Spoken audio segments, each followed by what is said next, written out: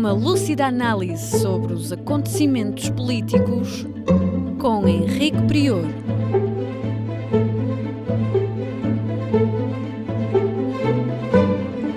Política impura, na Rádio Transforma. Sejam bem-vindos a mais um Política Impura na radiotransforma.net, no YouTube e noutras redes sociais. Peço-lhes para partilharem, para colocarem gostos deste programa, a fim de que ele atinja os seus objetivos de reflexão e debate. Começamos a falar, como habitualmente, de Portugal. E começamos a falar de Portugal de algo extremamente grave que aconteceu esta semana. Foi um recado do embaixador dos Estados Unidos da América a Portugal para recusar o 5G da Huawei, 5G vindo de uma empresa chinesa, e para criticar a aquisição de 30% da Mota-Engil por uma empresa chinesa.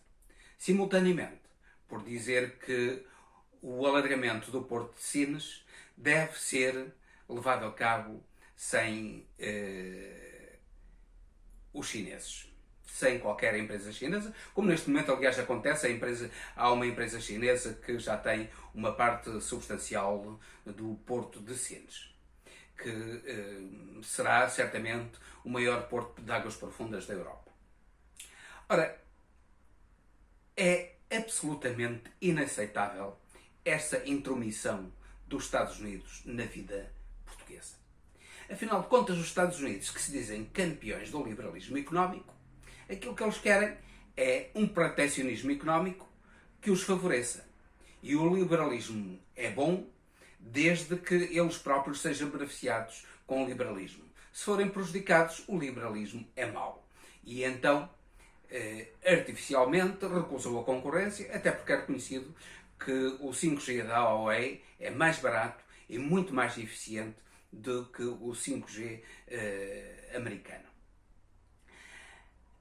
Portanto, aquilo que o embaixador dos Estados Unidos pretende é uma violação das regras da concorrência e uma intromissão clara nos negócios portugueses e na vida económica e política portuguesa. É grave que isso suceda e tanto mais grave quanto os embaixadores americanos são habitualmente agentes da CIA. Já era Franco Carlucci no tempo em 1975, nos tempos conturbados de 1975. E a CIA é tudo menos uma agência recomendável. É uma agência de espionagem que, inclusivamente, faz a espionagem no gabinete de Angela Merkel e no gabinete dos presidentes franceses. Certamente que, por maioria da razão, o fará no presidente português ou nos presidentes portugueses e nos primeiros ministros portugueses, sem respeito nenhum pela independência nacional. E, pior do que isso, é uma agência criminosa. Todos nós sabemos que tráfico de armas, tráfico de droga e tudo isso está ligado a atuações da CIA. Mas aqui, relativamente a Portugal, nós bem sabemos que a CIA esteve na origem do assassinato de Sá Carneiro, Senoa Becacias e Amar da Costa, porque eles se opunham ao tráfico de armas. Esse assassinato, que foi promovido por Henry Kissinger, que foi promovido pela CIA e particularmente pelo ex-embaixador da CIA, Franco Carlucci, e pelo embaixador americano de então. Franco Carlucci já tinha deixado de ser embaixador, mas estava profundamente ligado à embaixada e vivia então em Portugal. Portanto, em dezembro de 1980, ele estava em Portugal e todos os preparativos para o assassinato de Sá Carneiro e Amar da Costa foram levados a cabo por Kissinger e pelos seus representantes, por Carlucci e pelo embaixador americano em Portugal. É extremamente grave que os Estados Unidos continuem a ver Portugal como uma espécie de colónia e não consigam lidar com a Europa de igual para igual, mas como potência dominante em relação à União Europeia. Portugal não devia aceitar este comportamento do embaixador dos Estados Unidos e o Presidente da República, que é o chefe supremo da diplomacia portuguesa, deveria chamar o embaixador para explicações, porque isto é uma intromissão gravíssima nos assuntos internos do nosso país. Posto isto, vamos falar do Chega, do seu Congresso. O Congresso do Chega, para além das peripécias inacreditáveis, nomeadamente uma violação das regras elementares de segurança da saúde, nomeadamente no uso de máscaras, na proximidade das pessoas, tudo isso criticou severamente a festa do Avante, mas eles fizeram exatamente o contrário daquilo que criticavam. E pior do que isso, o Congresso do Chega mostra a real dimensão do Chega.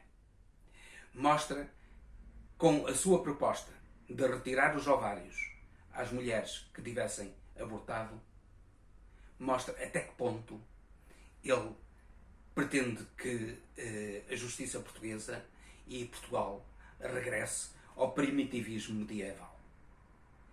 Daí até propor o corte das mãos a um ladrão ou a pena de morte também, vai um passo. Já se fala dentro do Chega em propor a pena de morte, sem perceber que a pena de morte, o fim da pena de morte é ao alcance civilizacional e sem se perceber uma coisa elementar, que o indivíduo que sabe que é condenado à pena de morte, tanto lhe faz matar um como 100. E, portanto, é completamente indiferente que tal suceda. Isto para além do problema dos erros judiciários, nós sabemos que existem,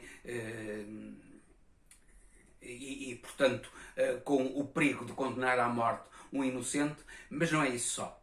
Há outro perigo para as próprias vítimas, que é o de fazer com que um indivíduo que matou alguém sabendo que será condenado à pena de morte, em vez de matar um, vá matar 3, 4, 5, meia dúzia, 10, aquele que lhes apetecer, porque é indiferente.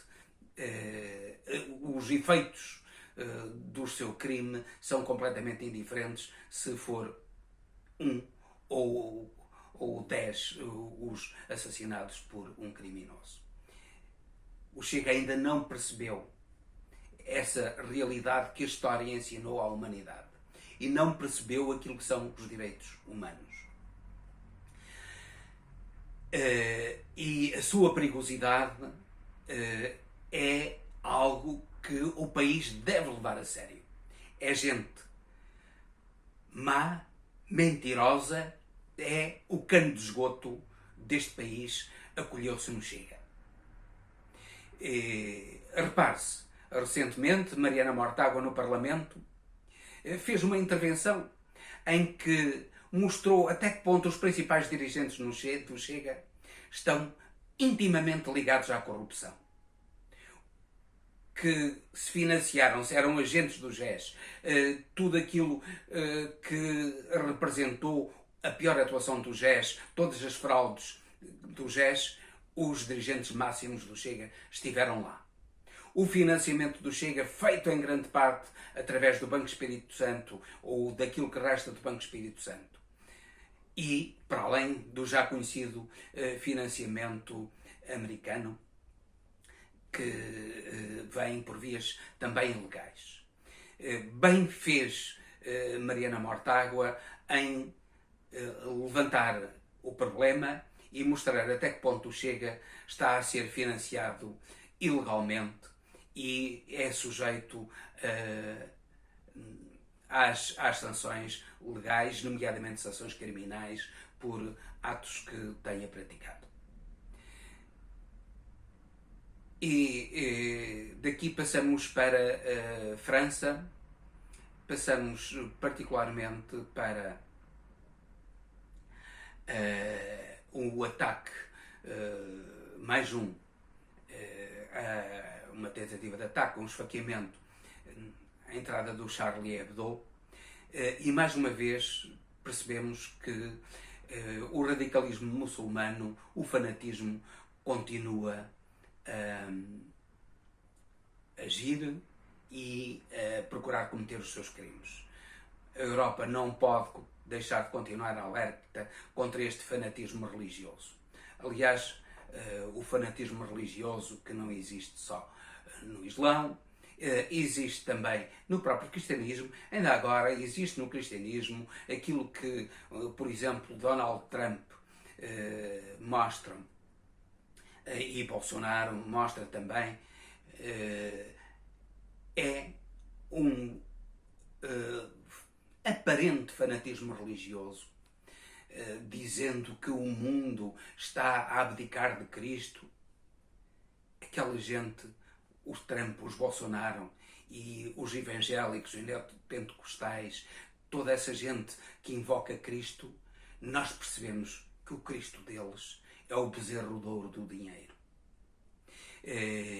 E aquilo que eles querem é através da invocação de Cristo, que condenou a riqueza ilegítima, que condenou, que disse que mais fácil seria passar um camelo pelo buraco de uma agulha do que um rico entrar no reino dos céus. Uma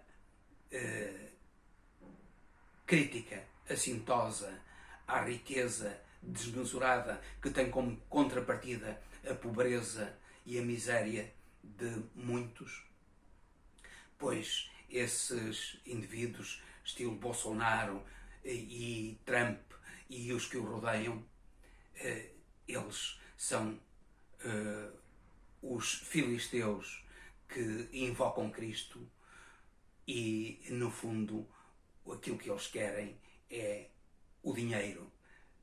Na realidade, o seu Cristo é o dinheiro.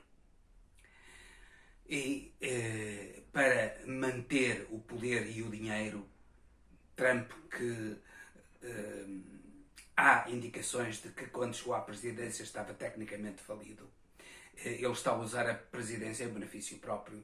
E agora,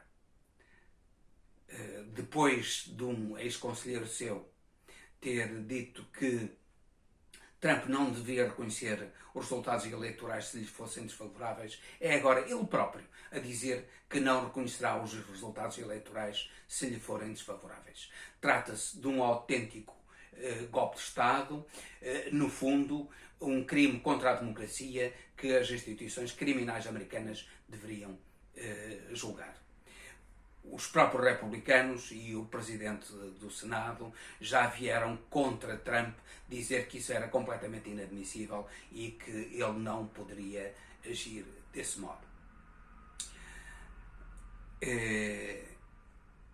Repare-se que Trump recusa-se sempre a falar da Covid.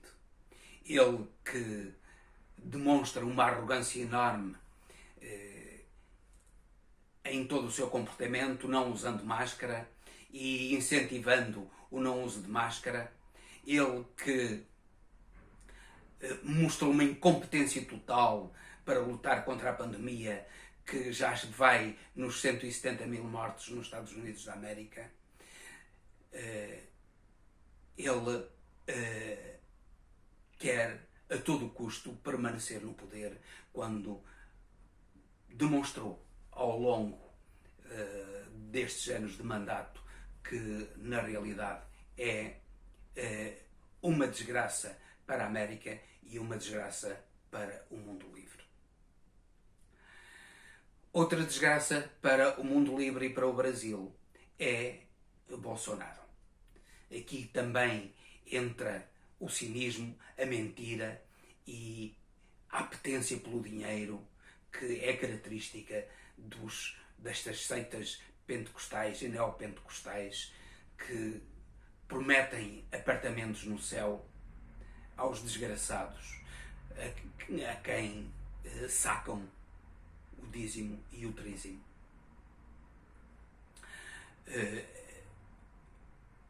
Bolsonaro fez um discurso na abertura da Assembleia Geral das Nações Unidas, que fazem agora 75 anos, e esse discurso foi patético, para além de pateta, que é o habitual em Bolsonaro.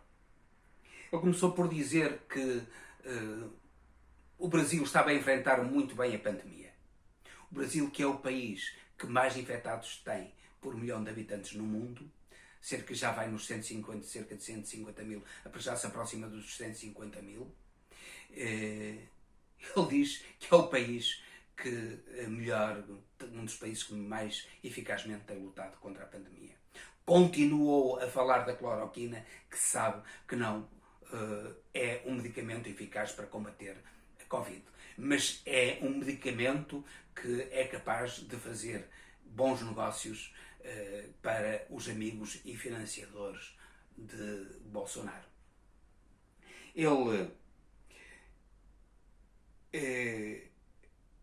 referiu no seu discurso que o Brasil, como nenhum outro país do mundo, combateu a miséria decorrente da pandemia. É uma falsidade enorme, sobretudo quando o pouco que foi dado aos cidadãos miseráveis brasileiros por Bolsonaro foi, não por ele, porque queria dar muito menos, mas por imposição do Congresso dos Deputados brasileiros.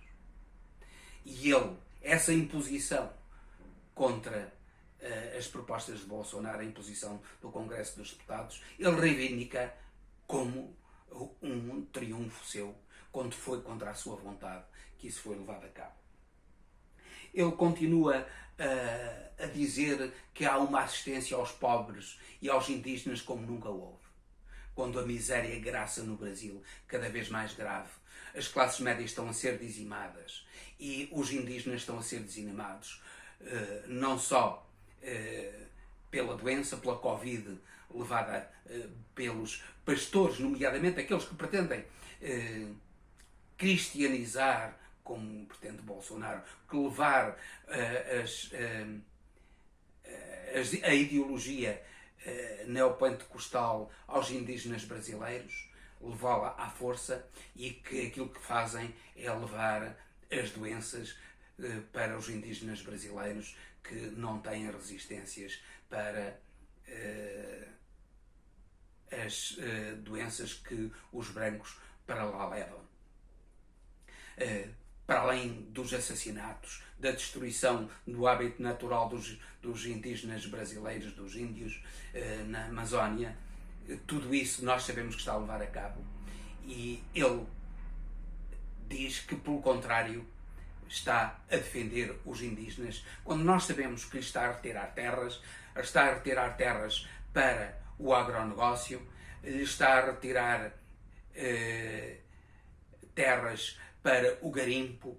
Ele próprio diz que a Amazónia não é para os indígenas, a Amazónia é para explorar as riquezas que lá estão, nomeadamente as riquezas minerais. Ele diz que defende os indígenas e, ao mesmo tempo, ele diz que a Amazónia não é para os indígenas, não é para uma reserva de indígenas, mas para exploração das suas riquezas naturais. É sim Bolsonaro que se diz cristão e que tem uma política, uma atuação, para além da corrupção inerente a ele e à sua família e a toda a gente que o rodeia, e à igreja a que ele pertence e às igrejas que ele defende, nomeadamente, por exemplo, defende a isenção de impostos para igrejas. Ainda agora foram isentos impostos, foram perdoados impostos para as igrejas quando as empresas estão sujeitas e as classes médias estão sujeitas a uma carga fiscal enorme no Brasil. Por outro lado, ele não só nega os incêndios na Amazónia, que é aquilo que as imagens das televisões, as imagens de filmagens aéreas demonstram que existe, como também isso que os incêndios deste ano terríveis no Pantanal foram algo absolutamente normal, que sempre há incêndios e são algo absolutamente normal derivante da seca. O Pantanal está a ser dizimado ou foi dizimado pela seca. Agora, felizmente, a chuva já acabou com a seca e nós percebemos que os principais agentes dos incêndios foram o agronegócio e os seus contratados, representados, gente por si paga. Vimos nas televisões gente ligada ao agronegócio a incendiar aqueles que eram, afinal, os que deviam combater os incêndios, gente equipada para combater os incêndios e contratada pelo governo, afinal de contas, eram eles que punham os incêndios no Pantanal. Viu-se isso claramente e, para além de dizer que combate os incêndios eficazmente e que os incêndios são apenas uma causa da seca e não uma causa dos crimes do agronegócio, ele afirma que os incêndios criminosos têm sido combatidos. Nós vimos gente a atear incêndios e não há conhecimento de que um só desses indivíduos criminosos tenha sido julgado ou condenado, quando as imagens demonstram esses crimes por eles praticados, por eles agentes de governos de Bolsonaro. Mas ele atribui de uma maneira repugnante os incêndios aos índios e aos caboclos, quando ele sabe muito bem que isso não é verdade, que é o agronegócio que ele defende, que o sustenta, que o mantém no poder, a bancada do boi que leva a cabo esses incêndios terríveis no Pantanal e na Amazónia. Ele terminou o seu discurso dizendo que o mundo está a ter confiança no Brasil. E essa confiança na economia brasileira e no futuro do Brasil é derivada ao seu governo. A confiança pode ser apurada de dois modos. Um menor, que é a fuga de capitais do Brasil. Só no primeiro semestre deste ano fugiram do Brasil 15,2 bilhões de dólares em capitais. Se os investidores tivessem confiança no Brasil, alguma vez os capitais fugiriam nessa dimensão. Mas, pior do que isso, há algo de mais ilustrativo do que a própria fuga de capitais para demonstrar a total falta de confiança, quer interna, quer externa, no governo de Bolsonaro e no futuro do Brasil com Bolsonaro. Essa confiança é a cotação do real. Quando Bolsonaro chegou ao poder, o real estava cotado em relação ao euro nos seguintes termos: 4,17 reais valiam 1 euro. Neste momento, depois de quase 2 anos de governo Bolsonaro, a cotação do real é esta, em relação ao euro.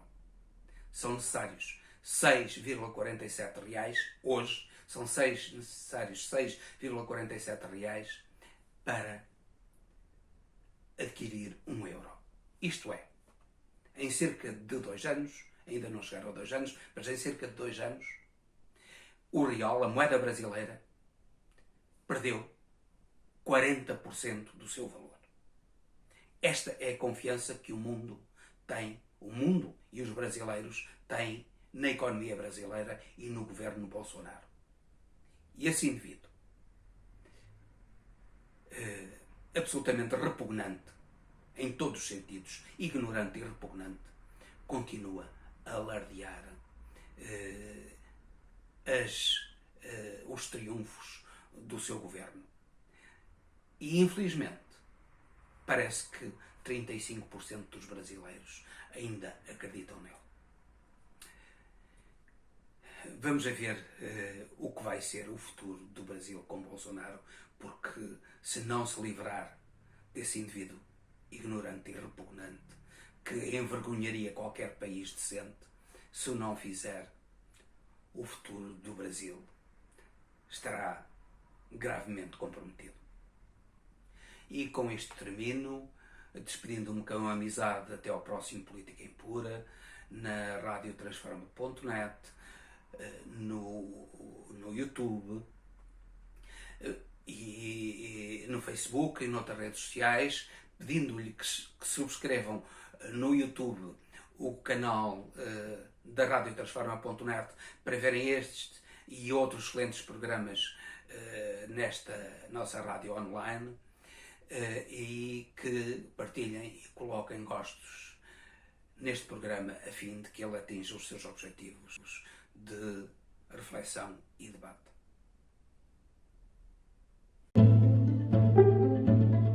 Uma lúcida análise sobre os acontecimentos políticos com Henrique Prior.